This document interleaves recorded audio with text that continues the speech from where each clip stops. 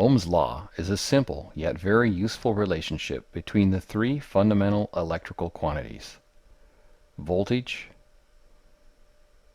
current, and resistance. An electrical circuit is formed when a conductive path is created to allow free electrons to move continuously. This continuous movement of free electrons through the conductors of a circuit is called a current and is often referred to in terms of flow, just like the flow of a liquid through a hollow pipe. The force motivating electrons to flow in a circuit is called voltage. Voltage can be thought of as the pressure that pushes electrons through the conductors.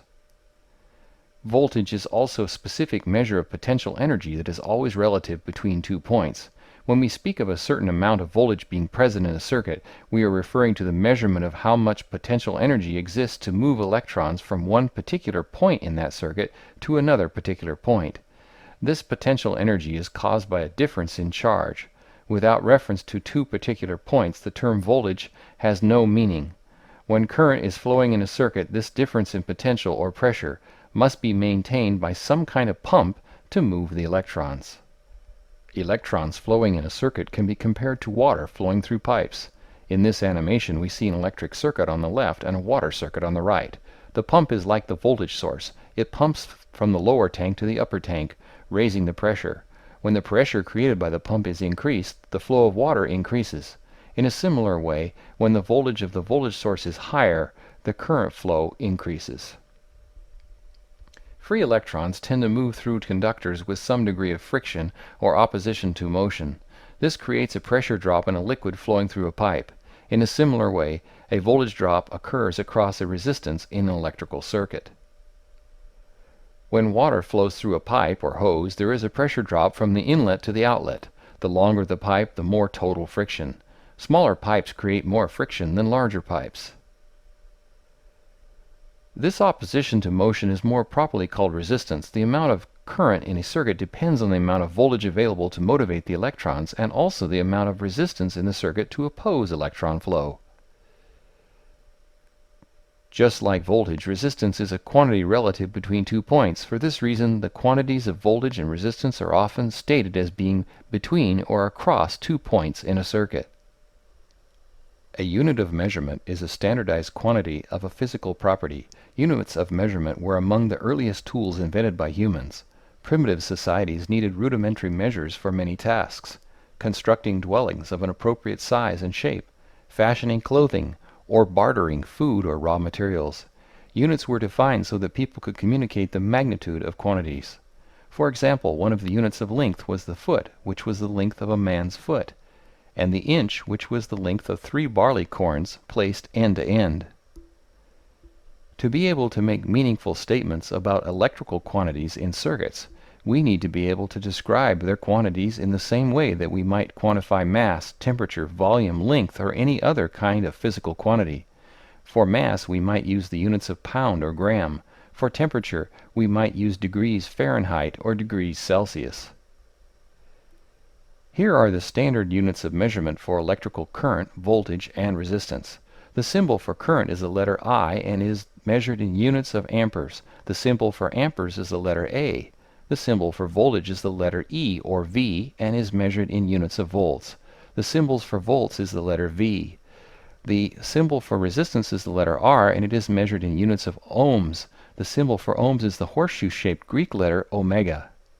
Each unit of measurement is named after a famous experimenter in electricity: the amp for the Frenchman André Ampère, the volt after Italian Alessandro Volta, and the ohm after George Simon Ohm.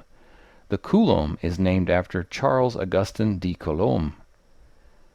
The mathematical symbol for each quantity is meaningful as well. The R for the resistance and the V for voltage are both self-explanatory, where I for current seems a bit weird. The I is thought to have been meant to represent intensity of electron flow, and the other symbol for voltage, E, stands for electromotive force. From what research I've been able to do, there seems to be some dispute over the meaning of I. The symbols E and V are interchangeable for the most part, although some texts reserve capital letter E to represent voltage across a source such as a battery or generator, and capital letter V to represent voltage across anything else. All these symbols are expressed using capital letters except in cases where the quantity, especially voltage or current, is described in terms of a brief period of time called instantaneous value.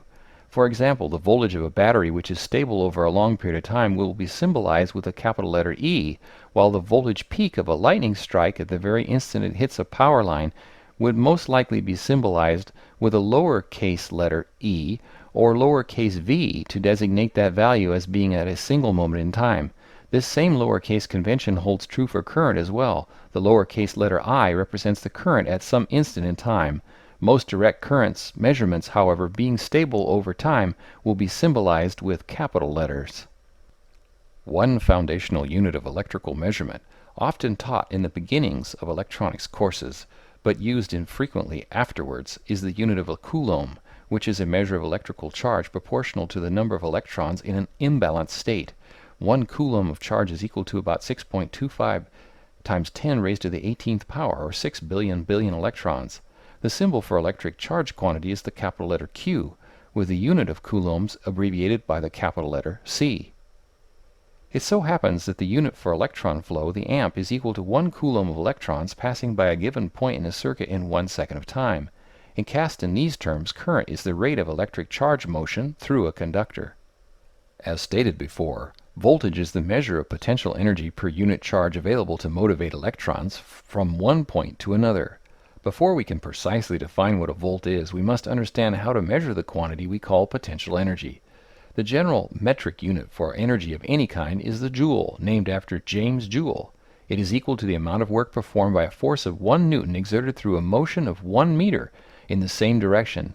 In British units, this is slightly less than 3/4 of a pound of force exerted over a distance of 1 foot. Put in common terms, it takes about 1 joule of energy to lift 3/4 pound of weight 1 foot off the ground, or to drag something a distance of 1 foot using a parallel pulling force of 3/4 pounds. Defined in these terms, 1 volt is equal to 1 joule of electric potential energy divided by 1 coulomb of charge.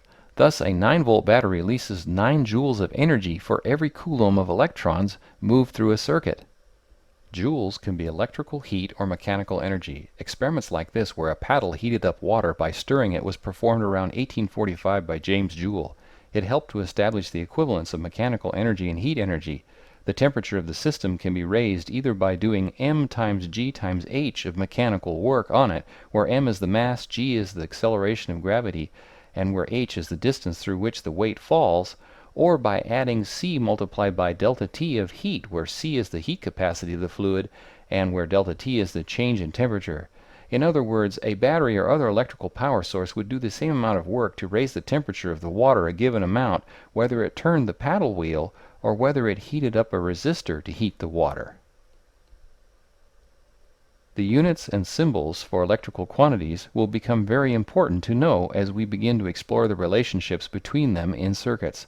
The first and perhaps the most important relationship between current, voltage, and resistance is called Ohm's law, discovered by George Simon Ohm and published in his 1827 paper, The Galvanic Circuit Investigated Mathematically.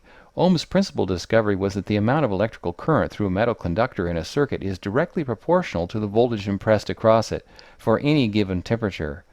Ohm expressed his discovery in the form of a simple equation describing how voltage, current, and resistance interrelate. E equals I times R. In this algebraic expression, voltage E is equal to current I multiplied by resistance R. Using algebra techniques, we can manipulate this equation into 2 variations. Solving for I, we get I equals E divided by R, and for R, respectively, R equals E divided by I. In the next part of this program, we will see how we can use these equations to help us analyze both simple and more complicated circuits.